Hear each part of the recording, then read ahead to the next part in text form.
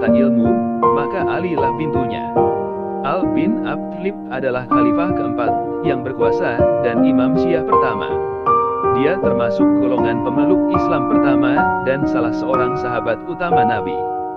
Secara silsilah, Ali adalah sepupu dari Nabi Muhammad. Pernikahan Ali dengan Fatimah Az-Zahra juga menjadikannya sebagai menantu Nabi Muhammad. Ada diriwayatkan, datanglah 3 orang pendeta Yahudi menghadap Khalifah Umar bin Khattab radhiyallahu anhu. 3 pendeta Yahudi ini mengatakan, "Wahai Amirul Mukminin, kami bertiga datang ingin bertanya kepadamu beberapa hal. Apabila engkau bisa menjawab pertanyaan kami, maka kami bertiga masuk Islam. Tapi jika engkau tidak bisa menjawab, berarti Islam itu bukan agama yang benar dan Muhammad itu bukan seorang rasul." Maka Umar bin Khattab menjawab, "Baik, silahkan Pak Pendeta, apa yang ingin kalian tanyakan?" Maka salah seorang di antara 3 pendeta ini mulai bertanya. "Kami ingin menanyakan 5 pertanyaan. Pertama, kapan pintu langit itu terkunci, dan kapan pula masanya pintu langit itu terbuka? Kedua, coba engkau sebutkan kuburan yang bisa berjalan bersama penghuninya. Ketiga, coba engkau sebutkan makhluk Allah yang bisa memberi peringatan kepada kaumnya tapi dia tidak manusia, dan tidak pula jin. Keempat, coba engkau sebutkan 5 makhluk Allah yang berjalan di muka bumi tapi tidak dilahirkan oleh induknya. Kemudian kelima, coba engkau jelaskan kepada kami kisah pemuda-pemuda yang mempertahankan imannya, dan mereka bersembunyi di dalam gua." Setelah pendeta Yahudi ini bertanya, maka Umar menjawab.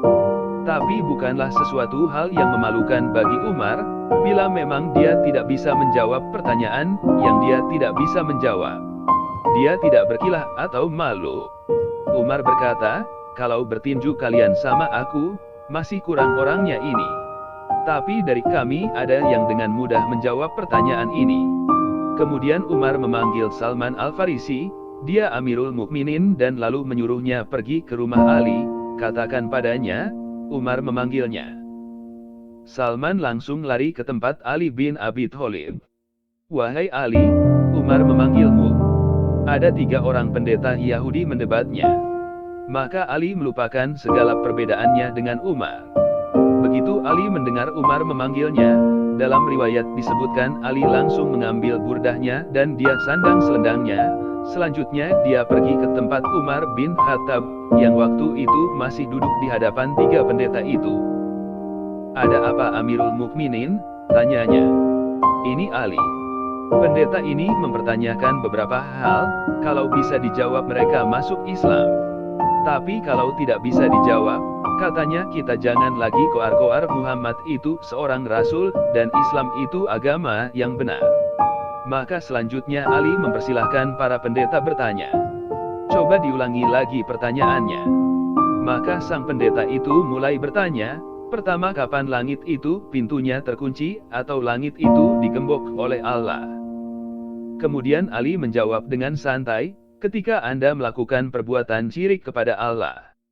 Jika kalian mempersekutukan Allah, maka seluruh amalan kita tidak naik ke langit. Itulah maknanya langit terkunci. Jadi kalau kita melakukan kesyirikan, maka langit terkunci, langit tidak akan terbuka. Amalan tidak akan naik. Ini yang disebut pintu langit terkunci." Kemudian pendeta itu bertanya lagi, "Lantas kapan pintu langit itu dibuka oleh Allah?" Dijawab Ali, "Di saat engkau mengucapkan kalimat la ilaha illallah. Ketika engkau tidak menyekutukan Allah, engkau mengakui Allah, maka satu pintu langit akan terbuka." Kemudian sang pendeta bertanya lagi, "Ali, coba engkau sebutkan kubur yang bisa berjalan bersama penghuninya." Lalu Ali menjawab, "Yang kalian tanyakan ini adalah Yunus bin Matta, Nabi Yunus alaihi salam. Ketika Nabi Yunus berdakwah pada kaumnya, nama kaumnya Nef. Ketika didakwahi tauhid, rajanya mencemooh. Kemudian masyarakatnya mencemooh. Tidak ada yang menerima dakwah Nabi Yunus. Maka Nabi Yunus memohon kepada Allah dalam waktu 40 hari diturunkan azab. Sampai hari ke-39 tidak ada tanda-tanda azzakumullah turun, Nabi Yunus putus asa. Dia tinggalkan kaumnya. Tanpa izin Allah dia tinggalkan kaumnya, Dia kemudian berangkat. Setelah itu barulah langit menghitam. Jadi Nabi Yunus tidak tahu bahwa Allah akan menurunkan azab. Begitu raja dan masyarakat melihat bahwa azab Allah akan turun, barulah mereka sadar bahwa Nabi Yunus benar. Maka semua kaum Nineveh bertobat. Cuma Nabi sudah pergi naik ke atas kapal. Gelombang tinggi yang menyebabkan ketakutan nahodanya. Kemudian mereka rapat, kesimpulannya salah seorang di antara mereka harus ada yang dicampakkan ke laut. Maka diundilah. Nama Nabi Yunus keluar berkali-kali. Makanya dia kemudian dicampakkan ke laut. Nabi Yunus kemudian dimakan oleh ikan. Terkubur dalam perut ikan. Dibawa jalan ke 7 samudra selama 40 hari. Itulah kubur yang berjalan bersama penghuninya. Allah mengatakan dalam surah As-Saffat 143, "Falaula annahu kana min al-musabbihin." Maka sekiranya Nabi Yunus tidak termasuk orang yang banyak berzikir dan bertasbih kepada Allah, tak mungkin dia masih hidup dalam perut ikan itu. Kemudian Nabi Yunus berzikir, "La ilaha illa anta subhanaka inni kuntu minadz zolimin." Kemudian ikan itu merasa mual dan memuntahkan Nabi Yunus keluar dari perut ikan itu. Karena kata Allah, dia akan tetap tinggal di perut ikan itu sampai hari kiamat. Jadi kalau Nabi Yunus tidak banyak mohon ampun kepada Allah, ikan itu akan tetap mengubur Nabi Yunus di dalam perutnya. Kaget para pendeta itu akan kecerdasan Ali. Jadi kubur yang berjalan bersama penghuninya adalah Nabi Yunus berada dalam perut ikan, dan dibawa selama 40 hari melintasi 7 samudra, dan baru dimuntahkan kemudian. Ali, coba engkau sebutkan makhluk Allah yang bisa memberi nasihat kepada kaumnya, tetapi dia bukan manusia dan bukan pula jin. Maka Ali menjawab, ketika Nabi Sulaiman dan bala tentaranya sampai di lembah semut, ada seekor semut mengkomandoi kawan-kawannya masuk ke dalam sarang-sarangnya. Karena bala tentara Sulaiman nanti lewat, dikhawatirkan akan terinjak oleh Sulaiman dan bala tentaranya. Inilah makhluk Allah yang bisa memberi nasihat kepada kaumnya, tetapi dia bukan manusia dan bukan pula jin. Karena penasaran akan kecerdasan Ali, sang pendeta langsung menanyakan lagi, coba Ali, engkau sebutkan 5 makhluk Allah yang berjalan di muka bumi tapi tidak dilahirkan oleh induknya. Maka Ali dengan cerdas menjawab, Adam alaihissalam, Siti Hawa, onta Nabi Saleh yang keluar dari batuan tidak dilahirkan oleh induknya, kemudian tongkat Nabi Musa yang berubah menjadi ular, ular itu juga tidak dilahirkan oleh induknya, selanjutnya kambing pengganti leher Nabi Ismail, itu pun tidak dilahirkan oleh induknya. Para pendeta itu terperangah atas jawaban Ali. Akhirnya 2 di antara 3 pendeta ini langsung menyatakan, Asyhadu alla ilaha illallah wa asyhadu anna Muhammadar Rasulullah. Oh tunggu, kata salah seorang pendeta. Kalau 2 kawanku mungkin sudah terpengaruh oleh jawabanmu Ali, tapi masih ada satu lagi yang belum terjawab. Coba engkau ceritakan kisah pemuda yang bersembunyi dalam gua untuk mempertahankan imannya. Baik, akan aku terangkan seperti apa yang ada dalam Al-Quran, kata Ali. Kalau dari Al-Quran kami sudah dengar Ali. Kami ingin engkau detail menerangkannya seperti apa yang disampaikan Rasulullah kepadamu. Maka kata Ali, kalau begitu benarkan dulu duduk kalian. Silahkan, dari mana kalian ingin menanyakan? Baik Ali, di mana peristiwa itu terjadi? Maka Ali menjawab, di kota Efesus atau Espak antara Turki dan Yordan. Kemudian silahkan lanjutkan Ali, kata sang pendeta. Jadi dulu, lanjut Ali, kota Abses ini dikuasai oleh raja yang sangat baik. Ketika raja itu meninggal, Raja Dikianius, yang menguasai Roma mendengar bahwa Raja Efesus meninggal, maka mereka pun menyerang kota Absus dan mereka kuasai. Selanjutnya Dikianius membangun istana besar. Tunggu dulu, potong sang pendeta, berapa panjang dan lebar istana yang dibangun itu, tanyanya. Dijawab Ali, panjangnya 1 farsyah dan lebar 1 farzah. 1 farsyah itu sekitar 8 km. Raja ini memiliki menteri-menteri, dan meletakkan 50 menteri di sebelah kanannya, dan 50 menteri di sebelah kirinya. Dia juga mempunyai 6 penasehat pemuda-pemuda cerdas di belakangnya. 3 di kanan dan 3 di kirinya. Baik Ali, potong sang pendeta, siapa nama keenam penasehat itu? Maka dijawab Ali, Tamlikha, Miksalmina, Martalius, Tius, Sidat dan Miles. Jadi inilah 6 pemuda yang menjadi cikal bakal Asyabul Kahfi. Tapi waktu masih 6, ini pemuda-pemuda cerdas andalan Dicanius. Jadi kalau 50 menteri ini sudah dirapatkan dan ditetapkan, nanti keputusan akhirnya ditentukan 6 pemuda ini.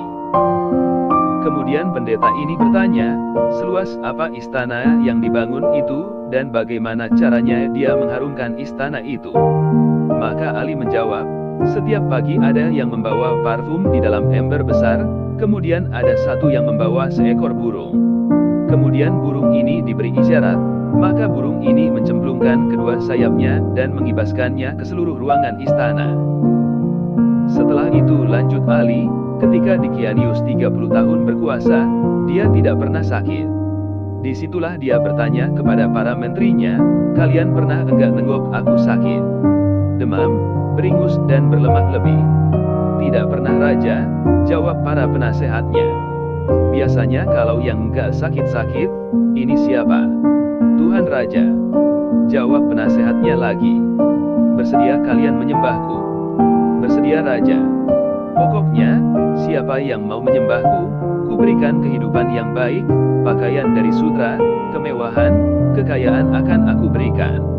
Begitu dikasih kekayaan, uang dan fasilitas, masyarakat rela menyembah Dignatius. Mereka semua menyembah Dignatius, tapi 6 pemuda yang di belakang Dicanius akhirnya rapat di rumah Tamlikha tentang Dicanius yang mengaku dirinya sebagai Tuhan. Disuruhnya orang menyembahnya dan orang pun menyembahnya. Sementara kalau dia Tuhan, kenapa harus kita yang memutuskan setiap permasalahan, pikir mereka. Menurutmu bagaimana? Ya salah seorang di antara mereka. Dia bukan Tuhan. Kita harus berpikir, langit tanpa tiang kok bisa tegak? Pasti ada yang menciptakannya. Hujan turun, bintang bercahaya dan Dicanius aja dia masih merasa takut. Dia juga tidur, dia juga lapar. Jadi apa keputusanmu Tamlicha? Kalian rela Anda tinggalkan kekayaan, jabatan dan fasilitas ini? Kita lari dari sini, kalau kita melawan tidak. Ayo kita lari dari sini untuk mencari Tuhannya langit dan bumi. Apakah kalian rela untuk miskin bersama aku? Kalian tinggalkan jabatan dan kesenangan kalian dan fasilitas ini? Kami rela, jawab mereka kepada Tamlikha tua. Makanya dikatakan barang siapa yang menghafal 10 ayat awal surat Al-Kahfi, maka dia akan terbebas dari godaan Dajjal. Karena babak ini mengingatkan kita bahwa pemuda-pemuda kaya dan cerdas ini rela kehilangan harta dan jabatannya untuk tauhid. Berani mereka meninggalkan kehidupan mewah, dan akhirnya mereka pun pergi berenang diam-diam, dan semua harta ditinggalkan. Mereka sempat menjual kurma itu dijual senilai 3 dirham. Uang 3 dirham itu dibawa lari. Cukup jauh mereka berjalan sampailah mereka berjumpa dengan seorang pengembala yang memiliki seekor anjing. Pendeta memotong pembicaraan Ali dan bertanya, siapa nama anjing itu? Dijawab Ali, namanya Kitmir. Kemudian apa kata pengembala itu? Tuan-tuan, dari wajah tuan-tuan aku yakin tuan-tuan ini bukan orang miskin. Pasti dari kalangan bangsawan. Kemudian, betul, jawab Ali. Kami ini 6 penasehat Dicanius. Dia mengaku dirinya Tuhan dan kami tidak mengakui itu, makanya kami meninggalkan kerajaan. Kami tinggalkan semua pangkat dan jabatan kami. Karena tidak pernah kami berjalan seperti ini, lihat kaki kami pun sudah luka-luka. Apa kata pengembala itu? Tanya sang pendeta. Tenang tuan-tuan, aku mengetahui tempat persembunyian yang baik. Izinkan aku beserta kalian. Makanya jumlahnya jadi 7 dengan pengembala ini. Selanjutnya dikembalikannya lah gembalaannya kepada tuannya. Selanjutnya dia dan anjingnya ikutlah dengan pemuda-pemuda kepercayaan raja. Kemana mereka dibawa Ali? Tanya sang pendeta. Dijawab Ali, ke Bukit Nablus yang di bawahnya ada gua yang namanya Hem di Arab. Sebelum mereka mau masuk gua tersebut sempat mereka mandi di mulut gua. Jadi mulut gua itu ada air terjunnya. Jadi memang susah untuk diketahui orang. Sempat mereka duduk sana-sini, golek sana-sini sampai terang hari. Pagi hari mereka kelaparan, siapa yang akan mencari makanan? Makanan hanya ada di kerajaan yang gratis dan sangat jauh. Kita pergi berjalan ini, siapa yang mau pergi? Karena Tamlicha ketua rombongan, biar aku yang kesana. Hati-hati Tamlicha, jangan sampai engkau tertangkap Dignitius.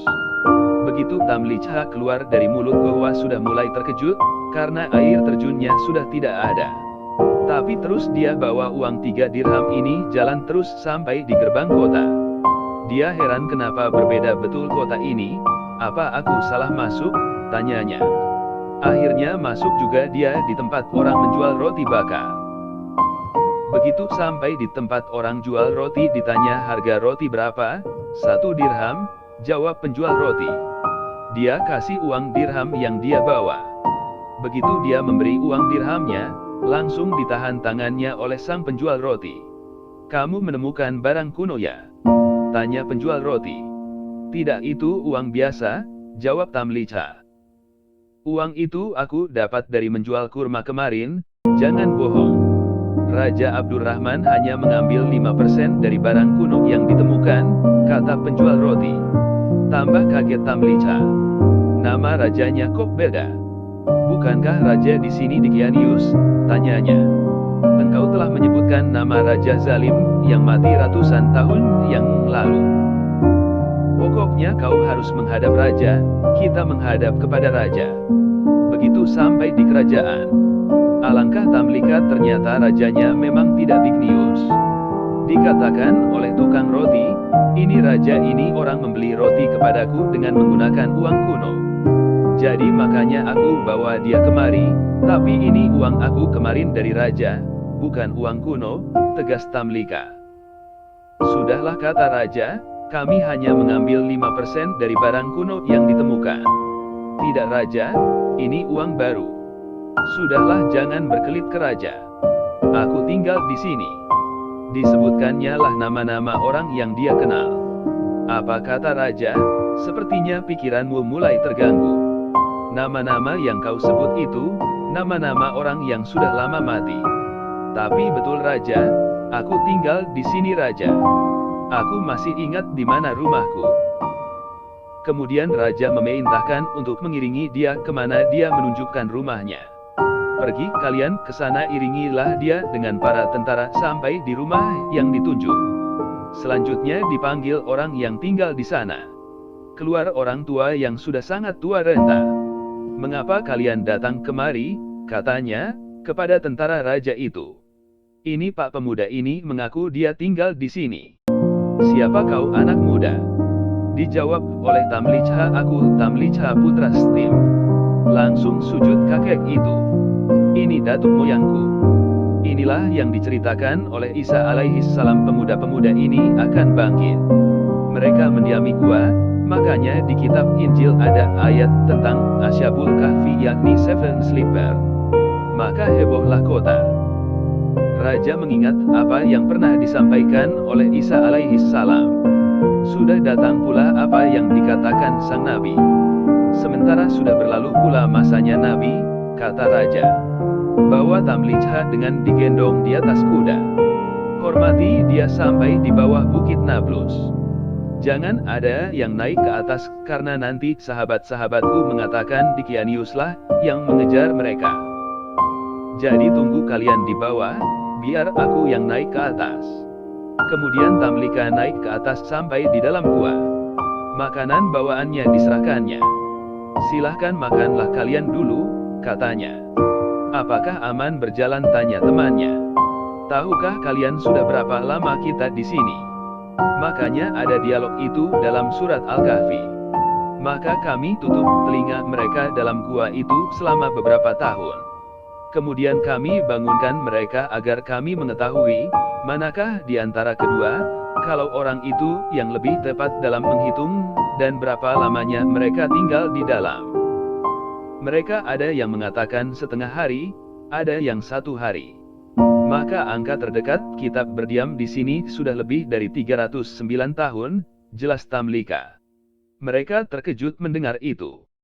Benarkah Tamlica? Ia raja sudah berganti, seorang nabi sudah diutus dan sudah berlalu. Mereka sekarang menunggu kita di bawah. Mari kita turun, maka apa kata 5 orang kawannya? Jangan temui mereka, kita sudah melihat kebesaran Allah melindungi kita selama 300 tahun, seolah-olah kita baru saja semalam.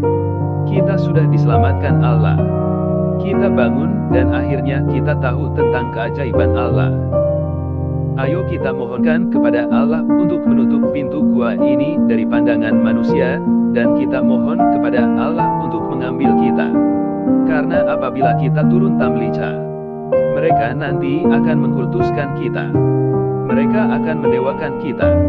Sudah, kita jangan ada yang turun. Akhir pintu gua itu ditutup dari pandangan manusia. Mereka pun tidak jelas riwayatnya. Mereka diambil Allah dan tak ada kuburannya. Tidak ada, karena mereka meminta kepada Allah, ambil kami. Tutup gua ini dari penglihatan manusia.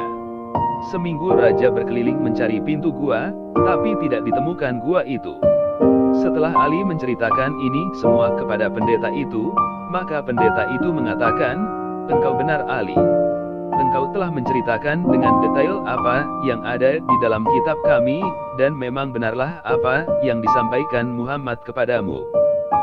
Maka pendeta yang terakhir pun masuk Islam dengan mengucapkan syahadat, asyhadu alla ilaha illallah wa asyhadu anna Muhammadar Rasulullah sallallahu alaihi wasallam. Demikian kisah pertemuan Umar bin Khattab dengan para pendeta Yahudi dan Ali bin Abu Thalib. Semoga kisah ini dapat memberikan gambaran yang baik dalam menjalankan hidup kita beragama.